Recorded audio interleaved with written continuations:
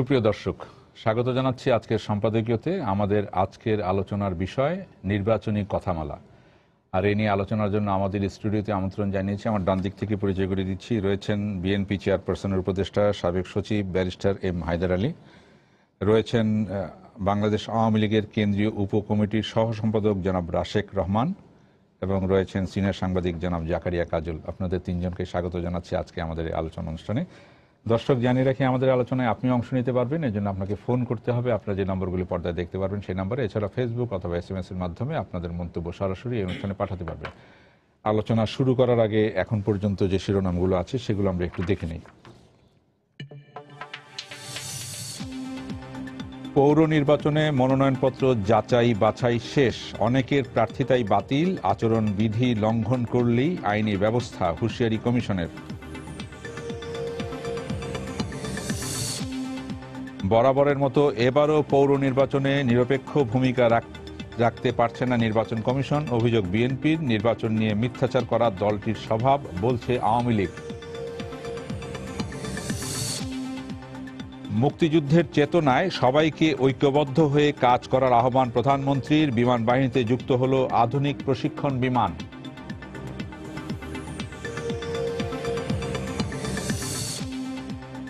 শিগগিরই ফেসবুক সহ সামাজিক যোগাযোগ মাধ্যম খুলে দেওয়ার বিষয়ে সিদ্ধান্ত, প্রতিনিধিদের সঙ্গে বৈঠক শেষে জানালেন স্বরাষ্ট্রমন্ত্রী।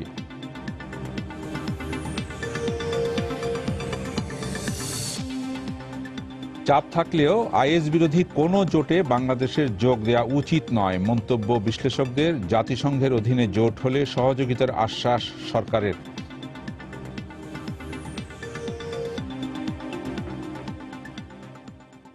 আমরা আজকের শিরোনামগুলো দেখলাম। আমি আলোচনা শুরু করতে চাই ব্যারিস্টার এম হায়দার আলী আপনাকে দিয়ে। আমাদের আজকের যে শিরোনামটি আমরা রেখেছি নির্বাচনী কথামালা, আমাদের যে শিরোনামগুলো আমি পড়লাম এটার মধ্যেও আছে দুই দলের পাল্টাপাল্টি কথা। আপনাদের দলের ভারপ্রাপ্ত মহাসচিব বলেছেন এবারে পুরো নির্বাচনে নিরপেক্ষ ভূমিকা রাখতে পারছে না নির্বাচন কমিশন। আবার আওয়ামী লীগের তরফ থেকে মোহাম্মদ হানিফ বলেছেন মিথ্যাচার করা বিএনপির স্বভাব হয়ে গেছে। আমরা দেখি যে নির্বাচনকে ঘিরে এরকম পাল্টাপাল্টি কথামালা প্রতিদিনই চলছে। গত পরশুদিন আপনাদের দলের স্থায়ী কমিটির সদস্য গয়েশ্বর চন্দ্র রায় উনি একটা গুরুত্বপূর্ণ কথা বলেছেন, ভোট সুষ্ঠু হলে 80%, আমি কথাটা দিয়ে আলোচনার সূত্রপাত করতে চাই আজকে, ভোট সুষ্ঠু হলে 80% পৌরসভায় বিএনপি প্রার্থীরা জয়ী হবে, উনি এরকম দাবি করেছেন। তো এটা নিয়ে আবার বলা হচ্ছে যে তাহলে যে যদি বিএনপি 80% না পায় তাহলে কি নির্বাচন সুষ্ঠু হবে না, এই ধরনের কথাবার্তা বলা হচ্ছে। কিভাবে বলবেন আপনি? না, ব্যাপার হলো যে আপনি অনেকগুলো এখানে শিরোনামের কথা বলছেন, আচরণ বিধির কথা বলছেন। প্রথমে আচরণ বিধি যেটা হলো যে তারা, এটা তো বর্তমান সরকার পার্টি সেটা ভঙ্গ করতেছে। আপনার পত্রপত্রিকা এই খবরই আসছে, এবং যেখানে এমপি সেখানে মানে প্রচারণা যাচ্ছে, ইসি সেখানে কোনো ব্যবস্থা করতে পারছে না। এবং ইসি যদিও বলা হয় যে এটা আসলে স্বয়ংসম্পূর্ণ বডি না, এটা সাবরিন, আর কোনো ক্ষমতাই নাই, এটা কর্তার ইচ্ছা কীর্তন গায়। তো যাই হোক, আচরণবিধি লঙ্ঘন হচ্ছে এতে কোনো মানে সন্দেহ নাই। আর এখানে নিরপেক্ষ নির্বাচন যে হবে না, যেটা মানে বলা হয়েছে বিএনপি নেতৃবৃন্দের তরফ থেকে, প্রকাশ করা হচ্ছে আশঙ্কা। আসলে বর্তমানে বাংলাদেশে এটা যদিও স্থানীয় সরকার নির্বাচন, এটা কোনো জাতীয় নির্বাচন নয়, এখানে আপনার নিরপেক্ষতা সেটা তারা বজায় রাখবে বলে মনে হয় না। কারণ হলো আওয়ামী লীগ বা বর্তমান সরকারের ইতিহাস তা বলে না। সে 1973 সাল থেকে আরম্ভ করে পর্যন্ত এটা হয় না। 2001 সালে আওয়ামী লীগের অধীনে নির্বাচন হয়েছিল, আপনারা ক্ষমতায় গিয়েছিলেন। আওয়ামী লীগের অধীনে হয় না, সেখানে তত্ত্বাবধায়ক সরকারের অধীনে হয়েছিল। যদি তত্ত্বাবধায়ক সরকারের অধীনে না হতো তাহলে সেইবারও আওয়ামী লীগ যেত, এত কোনো সন্দেহ নেই। তো এখন যে কথাটা বলতে গয়েশ্বর চন্দ্র রায়ের কথা বলছেন, হ্যাঁ, গয়েশ্বর চন্দ্র রায় যেহেতু বাংলাদেশের অন্যতম বৃহৎ দল হইতেছে বিএনপি, এবং বিএনপি অত্যন্ত নির্বাচনমুখী একটি দল, এবং সেই হিসাবে বর্তমানে যে বাংলাদেশের রাজনৈতিক প্রেক্ষাপট, এটা বিএনপি ফেভারে সাংঘাতিকভাবে। এটা গ্রামে গঞ্জে শহরে বন্দরে আপনি যেখানেই যান না কেন, পাবলিক সেন্টিমেন্ট তাই বলে। সেক্ষেত্রে জনাব গয়েশ্বরচন্দ্র রায় যে কথাটা বলছেন এটাকে একবার ফেলে দেওয়া যায় না। তবে আপনি বলছেন যদি 80% না পায়, নির্বাচন জয়লাভ না করে, তাহলে এটাকে কারচুপি বলা হবে, কারচুপি 80% বা 50% উপরে না। কারচুপি যখন হয় সেটা কারচুপি। অতএব এই 80% কিছু কম পেল তাতে এটা কারচুপি বলা হবে না। আসলে কারচুপি সংগঠিত হচ্ছে কিনা সেটাই দেখার বিষয়। এই এখন আরো কিছু বলছেন আপনারা মুক্তিযুদ্ধের চেতনা, এই ওটা নিয়ে আমি পরবর্তীতে আসছি। আপনাদের দলের ভারপ্রাপ্ত মহাসচিবের কথার প্রেক্ষিতে মোহাম্মদ হানিফ আজকে বলেছেন যে এই নির্বাচন কমিশনের অধীনে 5 সিটি কর্পোরেশন নির্বাচন করে বিএনপি জয়ী হয়েছে। এ ব্যাপারে কি বলবেন? হ্যাঁ, এ ব্যাপারে এই যে 5টি নির্বাচন হয়েছিল অত্যন্ত প্রতিকূল অবস্থা প্রেক্ষিতে বিএনপি সেখানে নির্বাচন করেছে এবং সেখানে কারচুপি ভয়াবহভাবে হয় না, কিন্তু হয়েছে। ঘাঁটি বলে পরিচিত গাজীপুর, সেখানে আপনার বিপুল ভোটে সেটা অতীত ইতিহাস, বর্তমানে নয়। এখানে কিন্তু লাভ হলো কি, যেখানে তারা জয়লাভ করলো, মেয়র হইল, প্রতিটিকে মিথ্যা রাজনৈতিক হয়রানি মামলা দেন, তথাকথিত নাশকতার মামলা দিয়ে তাদেরকে মেয়র পদ থেকে বহিষ্কার করা হয়েছে। তাহলে আপনি জয়লাভ করেই কি লাভ? পরাজয় ওই গ্লানি সেই একই কথা।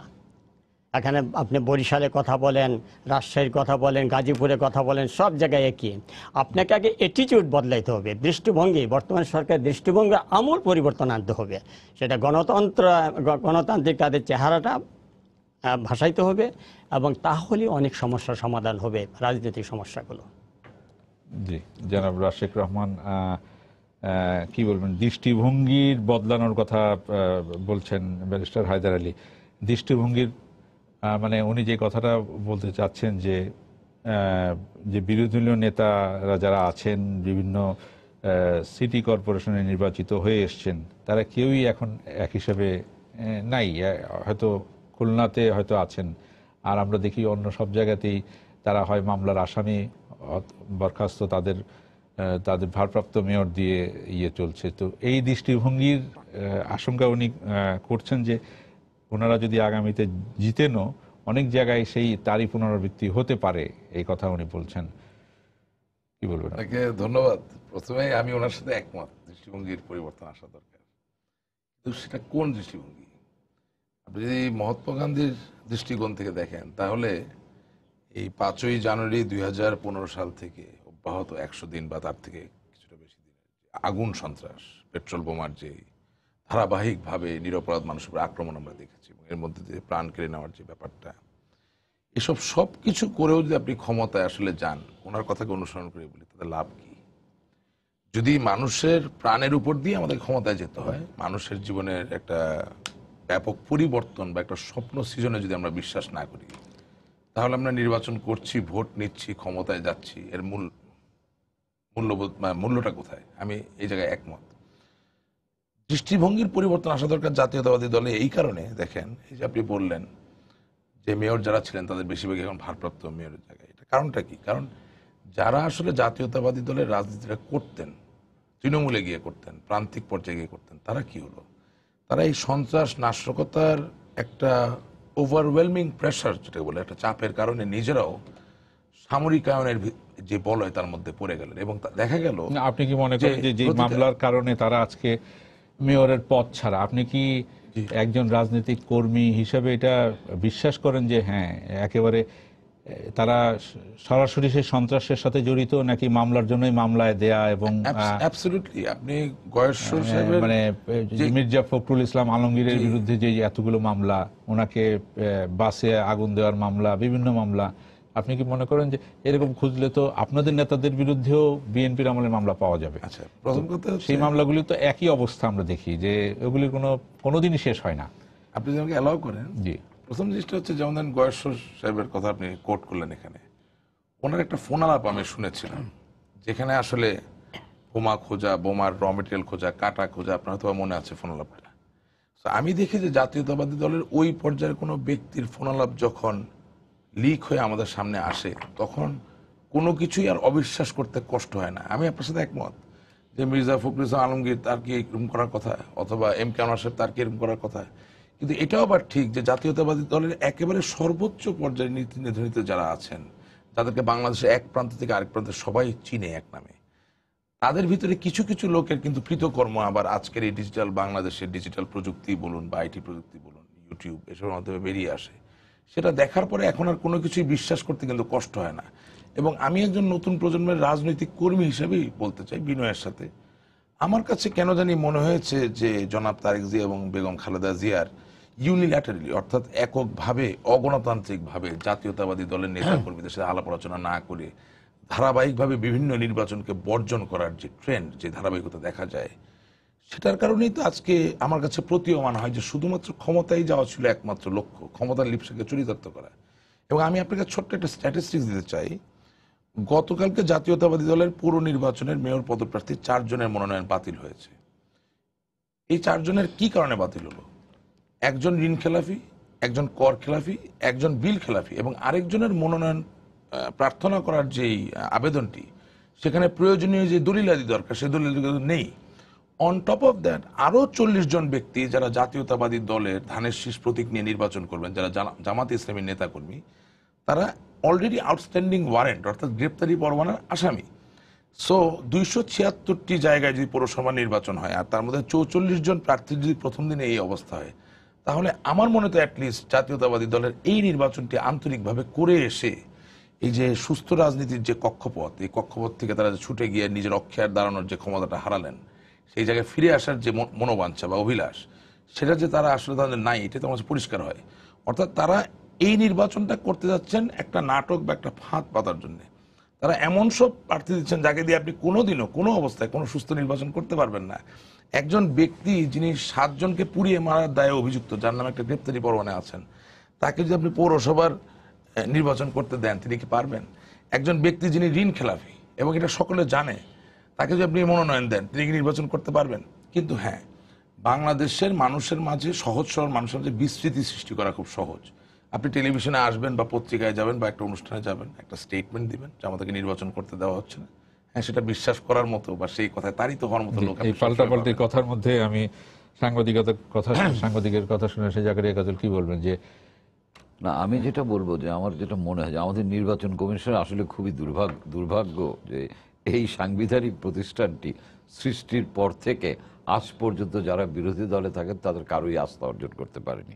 সবসময় তো তা হয়নি, মোটামুটি সবসময়। কিন্তু আপনারা আমাকে একটা উদাহরণ দিতে পারবেন না যে এই যারা বলেছে যে নির্বাচন কমিশন নিরপেক্ষ? সবসময় হয়ে আসছে। নারায়ণগঞ্জের নির্বাচনের সময় নির্বাচন কমিশন প্রশংসা কুড়িয়েছে বিরোধী দলেরও। না, নারায়ণগঞ্জের নির্বাচনের সময় না, তখন কারণ আছে, তখন ওই যে তারা জিতেছে। এখন আমরা যখন সাংবাদিকতা শুরু করি তখন একটা কথা ছিল যে মানে আপনার বিরুদ্ধে গেলে বলতেন যে সংবাদটা বস্তুনিষ্ঠ না, তাই না?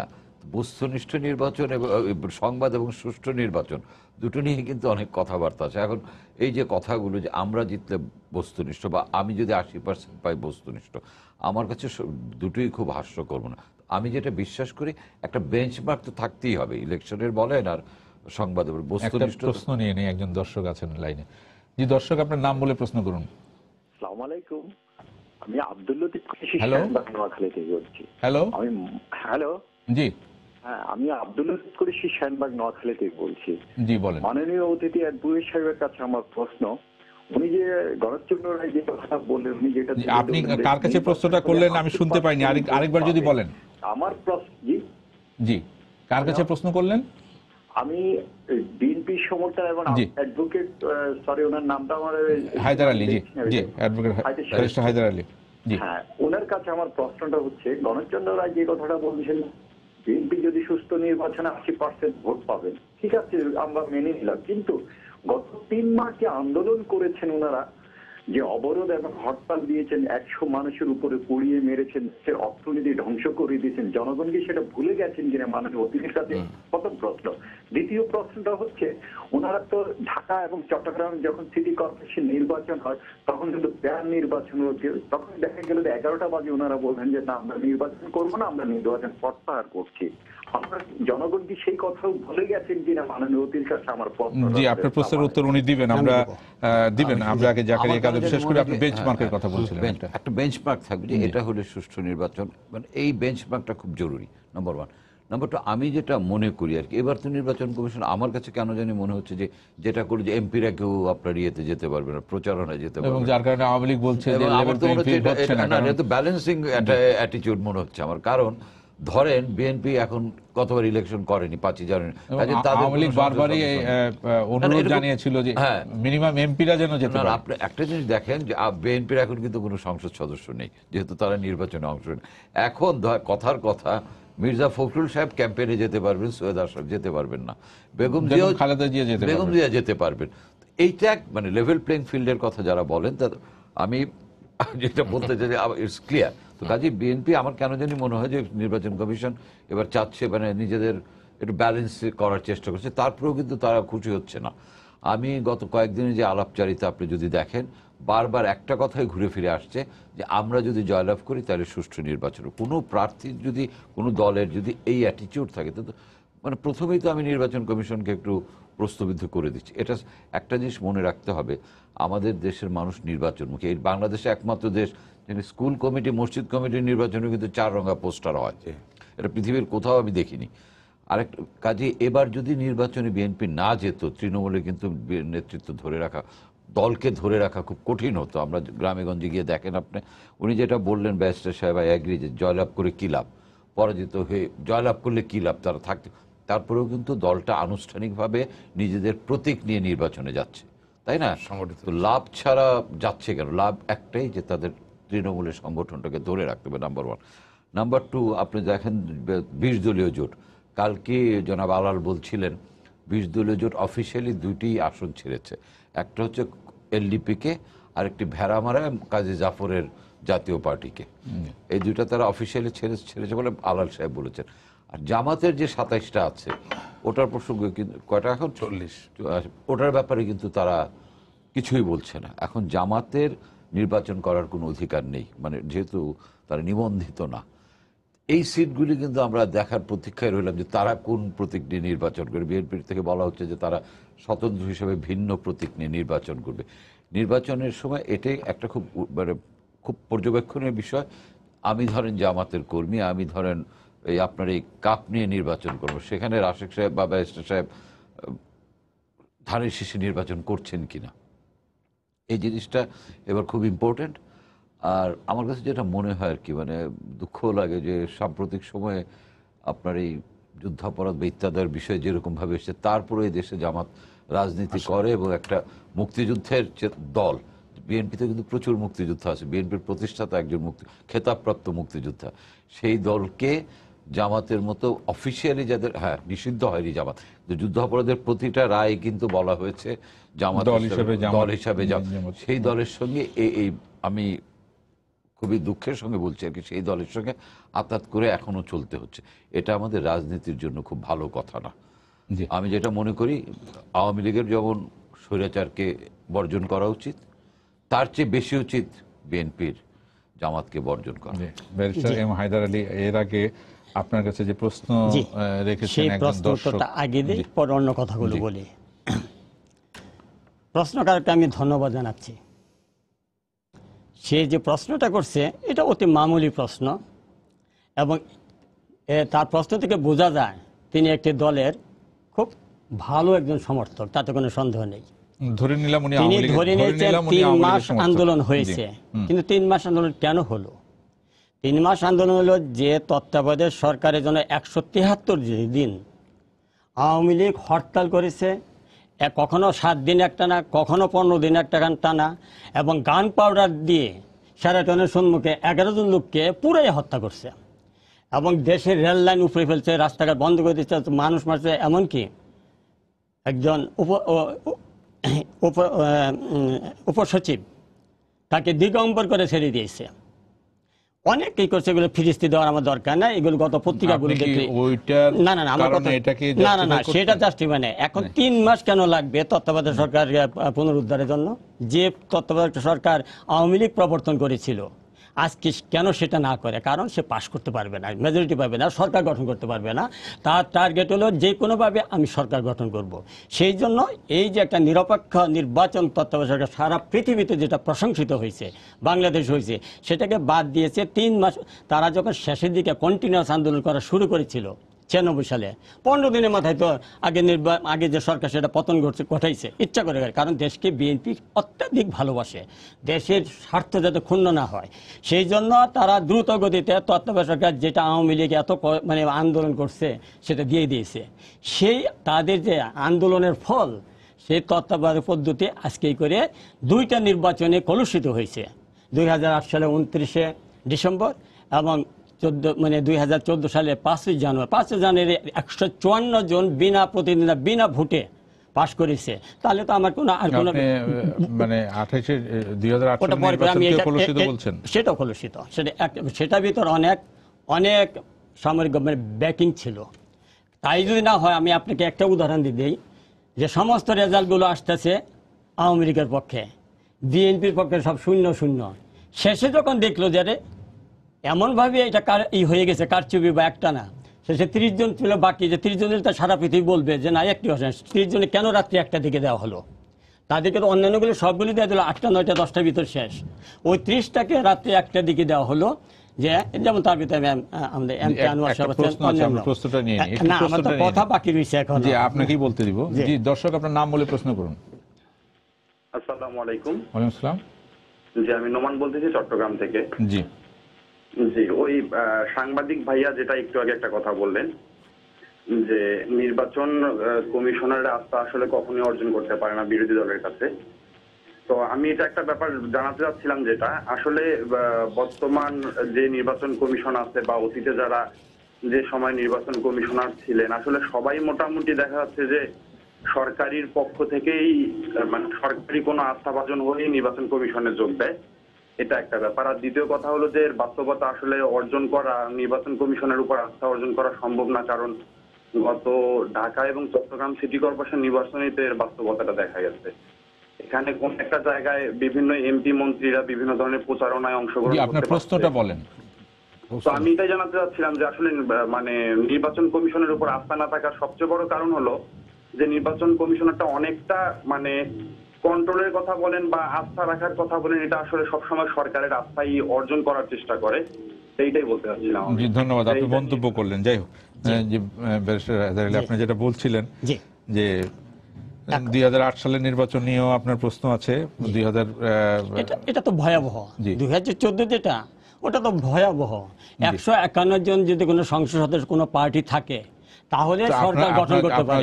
154 জন বিনা প্রতিদ্বন্দ্বিতা বিনা ভোটে সারা পৃথিবীকে আপনারা ওয়াকওভার দিয়েছেন বলে এরকম হয়েছে না। সেখানে যদি বিএনপি যোগদান করত তাহলে তারা হয়তো বিএনপি 50-60টা সিট দিত, এটা দয়া দাক্ষিণ্য ভিক্ষা। কিন্তু বিএনপি তো ভিক্ষার পাত্র নয়, বিএনপি বাংলাদেশের মানে সবচেয়ে জনপ্রিয় সবচেয়ে বড় দল এবং অতীতেও সেটা প্রমাণ করেছে। এখানে মিস্টার রাশিদ রহমান সাহেব যে কথাটা বলছে, আর একটা কথা আনছে দৃষ্টিভঙ্গির ব্যাপারে বলতে গিয়ে তিনি বলছেন যে বিএনপি সন্ত্রাসী, 3 মাস নাকি ওই সন্ত্রাস করছে। 3 মাস সন্ত্রাস স্পট থেকে একটা বিএনপিকে ধরা হয়েছে, 2-3 মাস পরে শ্রদ্ধা এমপি আনোয়ার, তারপরে ভারপ্রাপ্ত মহাসচিব, এইভাবে বিএনপির যত কেন্দ্রীয় কমিটির সদস্য আছে বা নেতা আছে তাদের কি করছে, হাজার হাজার লোক বর্তমানে হাজতে, হাজার হাজার বিভিন্ন অঙ্গ সংগঠন মূল এরা হাজতে। আর সন্ত্রাস এখানে হয়েছে, আর প্রশাসনিকভাবে রাষ্ট্রীয় সন্ত্রাসের মাধ্যমে যে হাজার হাজার লোককে পাখির মতো গুলি করে হত্যা করা হয়েছে, সেই কথাটা কিন্তু আমার বই ভুলে গেছে। আপনি আরো কিছু আছে, আসলে এই বিস্তৃতি থেকে মুক্তি দেওয়া আমি আমার পরম দায়িত্ব মনে করছি। প্রথম কথা হচ্ছে 2008 সালে 29 ডিসেম্বরে কেন জাতীয়তাবাদী দলের ভরাডুবি হলো একটু মনে করিয়ে দিই। বাংলাদেশের 44 বছরের ইতিহাসে কোনোদিনও বাংলাদেশের যে মেরুদণ্ড কৃষিকাজ, সেই কৃষকের সারের জন্য কোনোদিন গুলি খাইতে হয়নি। গাইবান্ধাতে নিরপরাধ কৃষকরা এই সার চেতে গিয়ে জাতীয়তাবাদী দল এবং জামাত ইসলামীর গঠিত যে সরকার তার গুলিতে আক্রান্ত হয়ে নিহত হয়েছেন। এবং আরেকটা ঘটনা ওনাকে মনে করিয়ে দিতে চাই, কানসাটে সেচের জন্য পানি, সেই বিদ্যুৎ চেতে গিয়েও বাংলাদেশের কৃষককুল আহত হয়েছে, আক্রান্ত হয়েছে, নিহত হয়েছে। সুতরাং দুর্নীতি, খাম্বা লিমিটেড, সেগুলিকে ছাপিয়ে দিয়ে কৃষকের মাঝে যে এক নীরব বিপ্লব হয়ে গেল, যে এই সরকার কোনোদিনও বাঙালির কৃষি বান্ধব সরকার নয়, এবং সেটার জন্য 2008-এর 29 ডিসেম্বরের নির্বাচনে যে এই ধরনের ভরাডুবি হবে, এটাই তো স্বাভাবিক। কিন্তু আমি জানি উনি যেহেতু একটা দলের নেতৃস্থানীয় ব্যক্তি, এটা উনি কোনো মেনে নিতে পারবে না। কিন্তু এগুলো দালিলিক প্রমাণ সহ দেওয়া যেতে পারে। কৃষককে আপনি খেপিয়ে, বাংলাদেশের শ্রমিক কুলকে খেপিয়ে, আপনি পরিবহন সেক্টরে কি ধরনের দুর্নীতি হয়েছিল আপনি জানেন, বিদ্যুৎ ক্ষেত্রে কি হয়েছিল আপনি জানেন, এগুলো নতুন করে বলার দরকার নেই। হাওয়েভার 2014 সালের 5ই জানুয়ারি নির্বাচন নিয়ে যেটা তিনি বলছেন, আমরা সবসময় বলি জাতীয়তাবাদী দল সেই নির্বাচনে গেলে আমরাই সবচেয়ে বেশি খুশি হতাম। এবং সবচেয়ে দুঃখজনক বিষয় হচ্ছে উনি কিন্তু একটা জিনিস ভুলে যাচ্ছেন, যে জাতীয়তাবাদী দল যখন ক্ষমতায় তখন barrister Moudud Ahmed justice KM হাসানকে সব সিনিয়রিটি টপকে দিয়ে চিফ জাস্টিস করবেন এবং তার মধ্য দিয়ে তত্ত্বাবধায়ক সরকারকে নিয়ন্ত্রণ করবেন এই সময়টা। এবং রাষ্ট্রপতি ইয়াসউদ্দিন আহমেদ একই সাথে যখন রাষ্ট্রপতি এবং তত্ত্বাবধায়ক সরকারের প্রধান উপদেষ্টা অর্থাৎ নিরেট নিপতির ভূমিকায় উপনীত হলেন, ঠিক তখনই কি তত্ত্বাবধায়ক সরকারের পবিত্রতা ক্ষুণ্ণ হয়ে গেল না? এটা হয়ে যাওয়ার পরে কি হয়েছে, যে বাংলাদেশের প্রধান বিচারপতি এবং অন্যান্য বিচারপতিরা মিলে তারা বাংলাদেশের বাস্তবতাকে বিশ্লেষণ করে বললেন যে এই পরিস্থিতি বা এই পন্থা কোনোভাবে চলতে পারে না। এবং মাননীয় প্রধানমন্ত্রী জননেত্রী শেখ হাসিনা, বঙ্গবন্ধু কন্যা শেখ হাসিনা, তিনি বেগম খালেদা জিয়াকে উদাত্ত আহ্বান জানালেন একটি সর্বদলীয় সরকার গঠন করার জন্য, যেখানে তাকে স্বরাষ্ট্র মন্ত্রণালয়কে দিতে চাওয়া হয়েছিল। এখন আমার কথা হচ্ছে, বেগম খালেদা জিয়া মাননীয় প্রধানমন্ত্রীর কথা মানবেন বা মানবেন না এটা ওনার ইচ্ছা, কিন্তু একজন দেশের প্রধানমন্ত্রী যখন তাকে দাওয়াত করে বলেন যে আপনি আসুন আমরা নির্বাচন নিয়ে আলাপ করি, বিভিন্ন অপশন নিয়ে কথা বলি, উনি অ্যাটলিস্ট শারীরিকভাবে তো তৎকালীন প্রধানমন্ত্রীর সাথে বসে এই জিনিসটা নিয়ে আলাপ করতে পারতেন, কিন্তু সেই সৌজন্যতা কিন্তু দেখাতে পারেননি। এবং আপনি দেখেন বাংলাদেশের আজকে প্রাসঙ্গিকতা কোথায়, বাংলাদেশ আজকে RMG-তে প্রথম 5টি দেশের একটি। ফরেন এক্সচেঞ্জ আমরা যে শ্রমজীবীদের রপ্তানি করি তার মধ্যে দিয়ে যে ফরেন এক্সচেঞ্জ, তাতে আমরা প্রথম 10 জনের ভিতরে একজন। IT সেক্টরে আমরা মানে একটা খুব ফাস্ট স্পেস আমরা এগিয়ে আছি। সেই সময় বাংলাদেশের শাসনভার নির্বাচনের জন্য 1 সেকেন্ডের জন্য অনির্বাচিত কোনো ব্যক্তির কাছে যাবে, এটা কি আসলে কোনো রাজনৈতিক প্রজ্ঞার কথা হতে পারে? আমাদেরকে তো রাজনৈতিক বিবর্তনে বিশ্বাস করতে হবে। হ্যাঁ, সেই বিবর্তন মানুষের সুখকর না হতে পারে, পছন্দনীয় না হতে পারে, কিন্তু সেটা জাতীয়তাবাদী দল, বাংলাদেশ আওয়ামী লীগ মিলে ঝুলেই তো একসাথে ঠিক করতে পারেন। কিন্তু আমি ধরিয়ে আছি যে আমাকে অনির্বাচিত সরকারের মধ্য দিয়ে এই সমস্ত কাল সভ্যতা ভব্যতাকে পরিত্যাগ করিয়া, অন্য সকল দেশকে অনুসরণ না করে, উন্নত দেশকে না করিয়া আমাকে এই পথেই চলতে হবে, এটা তো মেনে নেওয়া যায় না। এবং আরেকটা জিনিস কি, উনি যেটা বললেন যে জাতীয়তাবাদী দলের সিনিয়র নেতারা অ্যারেস্টেড হয়েছেন, বিএনপির কোনো লোক অ্যারেস্টেড হননি। কিছু কিছু জিনিস নিয়ে ডিবেট চলেন, উনি আমার থেকে বয়োজ্যেষ্ঠ। বাংলাদেশে এটা খুব পরিষ্কারভাবে প্রতিষ্ঠিত যে 5ই জানুয়ারি থেকে দীর্ঘ 100 দিন কারা পেট্রোল বোমা সন্ত্রাস নাশকতা করেছে। হ্যাঁ, প্রতিটি ঘটনারই বিচার হবে।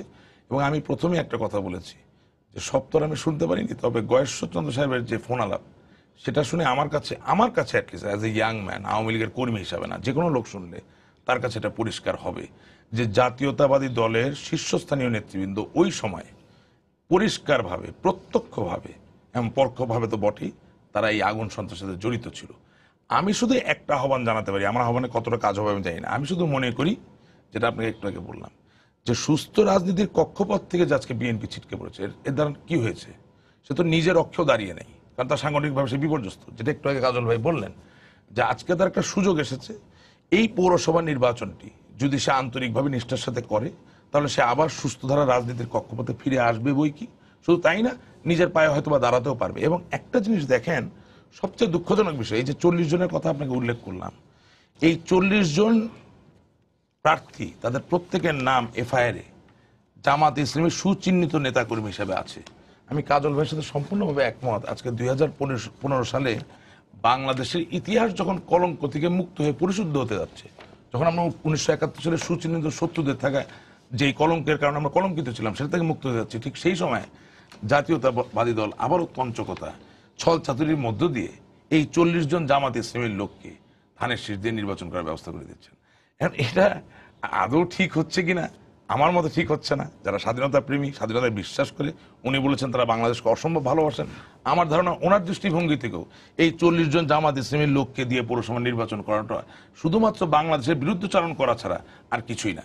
সো আই হোপ, আসলে ওনার সাথে আমার কোনো ডিবেট ওইভাবে নাই। আমার কথা হচ্ছে আগে ওনারা যা ভুল করেছেন, সেই ভুলকে পরিত্যাগ করে ওদের ঠিক জায়গায় আসতে হবে।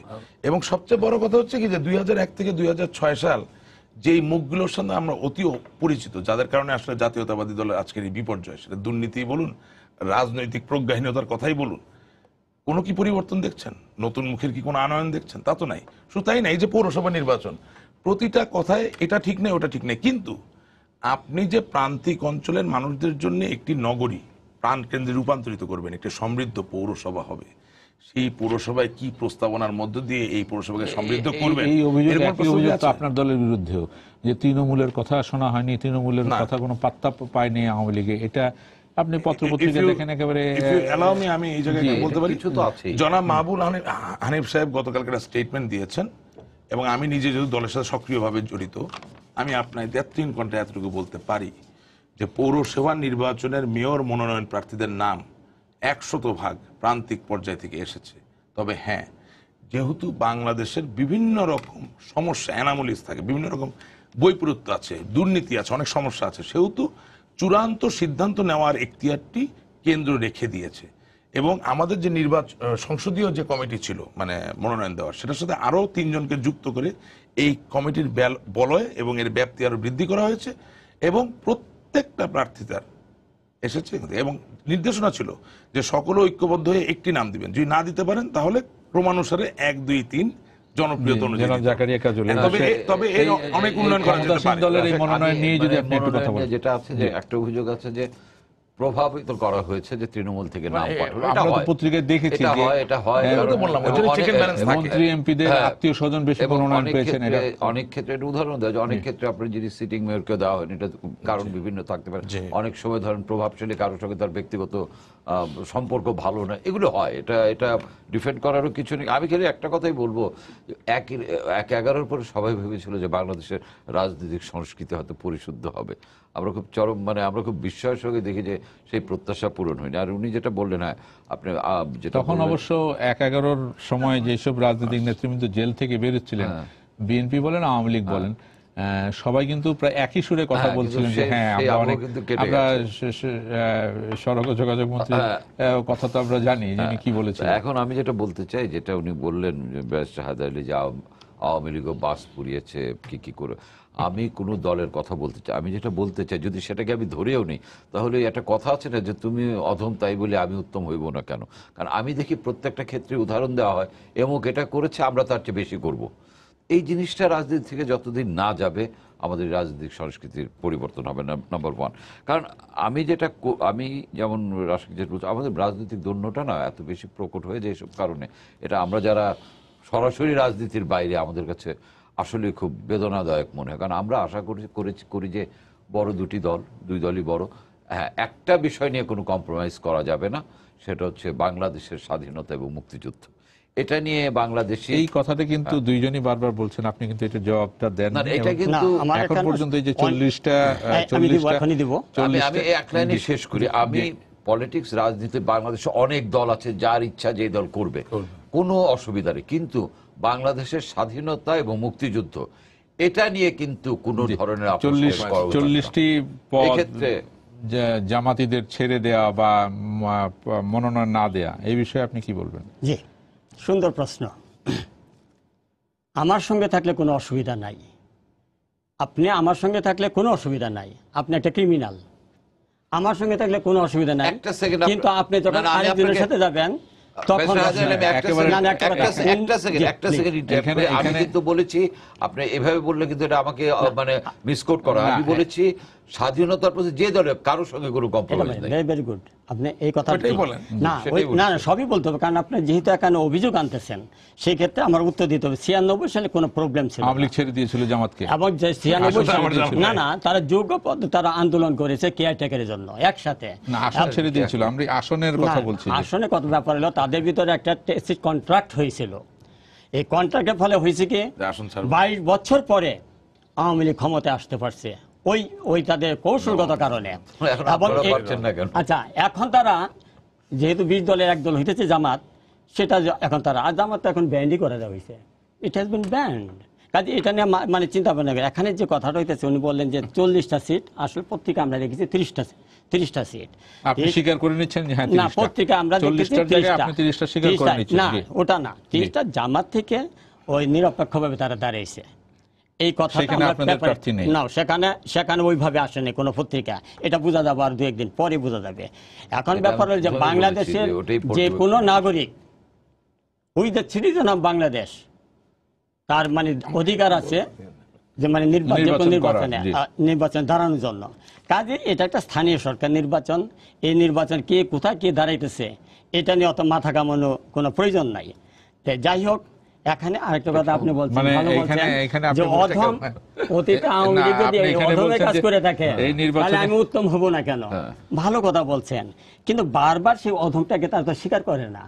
বাংলাদেশ বলতেছে দুর্নীতি করা হয়েছে, বিএনপি দুর্নীতি করছে, আওয়ামী লীগ দুর্নীতি কত প্রকার কি কি উদাহরণ দ্বারা শিখাই দিচ্ছে। এখনো যদি এই গত 2 বছর বা 5 বছর দেখেন কি পরিমাণ লুটপাট অবরোধের মধ্যে আছে কিনা এটাই তো ক্লিয়ার না। একটা জিনিস এখানে অ্যাড করতে পারি একটু? না আপনারা একটু পরে করেন। আমাদের হায়দার আলী সাহেব, আচ্ছা এখানে বলছেন মামলা, আমি ওই 30-40 জনের কথা বলছি না।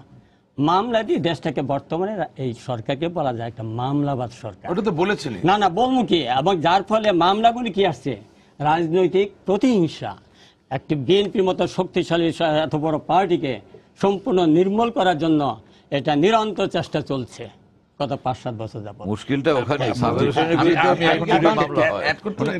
ওনাকে একটু সময় দিতে হবে, সময় এই ডিসকাশনটা তো আসলে কোথাও যাবে না। কারণ কি জানেন, বেগম খালেদা জিয়া তিনি একজন উপদেষ্টা এবং সিনিয়র নেতা, জাতীয় আমরা কথা বলি। উনি কেন পত্রিকা দেখে বলবেন 30 জন? ওনার তো জানারই কথা। তার মানে কি যে এই দলটার স্ট্রাকচার কখন স্বাধীনতার বিরোধীর সাথে মিলে আর কখন মিলে না, সিনিয়র নেতাদেরকেও জানায় না। এটাই তো আমার হোল পয়েন্ট, যে সম্পূর্ণ দলটির যিনি নেতা তিনি কোনোভাবে গণতন্ত্রে বিশ্বাস করেন না। স্বাধীনতা বিরোধী 40 জন, আমি গণমাধ্যমে দেখেছি 40 জন, পত্রিকায় পড়েছি 40 জন, উনি কোনো পত্রিকায় পড়েছেন 30 জন। কিন্তু বিএনপির কথা তো ওনার ভিতর থেকে জানার কথা, পত্রিকার থেকে জানার কথা না। তার মানে উনি নিজেই স্বীকার করে নিচ্ছেন যে দে হ্যাভ নো ইনফরমেশন। এই জাতীয়তাবাদী দল সম্পূর্ণ হুজুগের উপরে চলছে। বেগম খালেদা জিয়া যখন যা মনে চাচ্ছেন তিনি করছেন।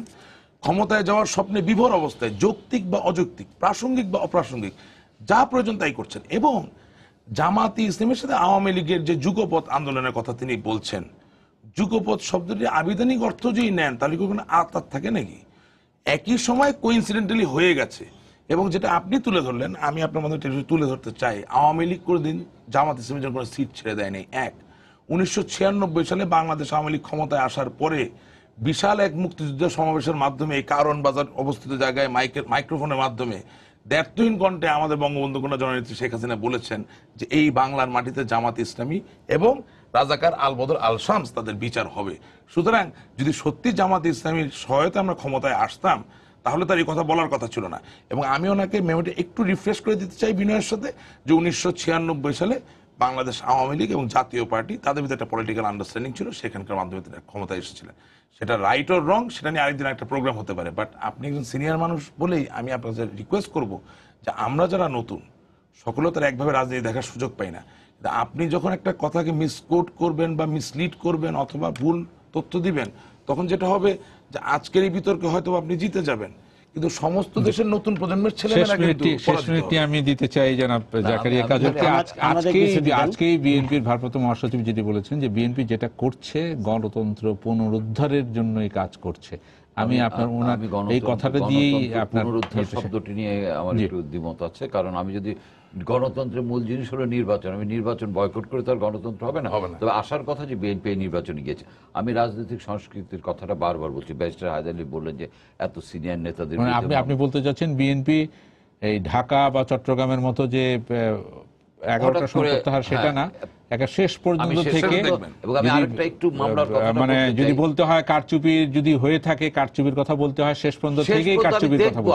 আমি যুদ্ধের মাঠ ছেড়ে দিয়ে আমি বলবো যে আমাকে পিঠ থেকে ছোড়া মারা হয়েছে, তো ঠিক না। এবং আপনি যে কথাটা বললেন, যদি আমরা মঞ্জুর আলম সাহেব যখন প্রত্যাহার করে তার সেই চেহারাটা আপনি দেখেন, তো মনে হয়নি যে অনিচ্ছুক একটা লোককে বাধ্য করা হচ্ছে। কাজে এখন যদি আমি মনে করি যে আমি নিছক রাজনীতির স্বার্থেই খেলবো, আরো অশান্ত করবো, that is a different thing. আমরা মানুষ শান্তিপ্রিয়, আমরা সেটা চাই। আমি খালি একটা কথা বলবো যে সংস্কৃতির পরিবর্তনটা দরকার। কারণ সাবের হোসেন চৌধুরীর নামে প্লেট চুরির মামলা হয়েছিল, এই হলো বাংলাদেশ। কোথায় যাবেন ওই সে ঘুরে ফিরে সেই আবার ওনার কথাই বলতো দৃষ্টিভঙ্গির পরিবর্তন করতে হবে। আপনাদের তিনজনকে ধন্যবাদ। সুপ্রিয় দর্শক, আপনারা যারা এতক্ষণ আমাদের সঙ্গে ছিলেন আপনাদেরকে ধন্যবাদ জানিয়ে আজকের মতো এখানে শেষ করছি। শুভরাত্রি।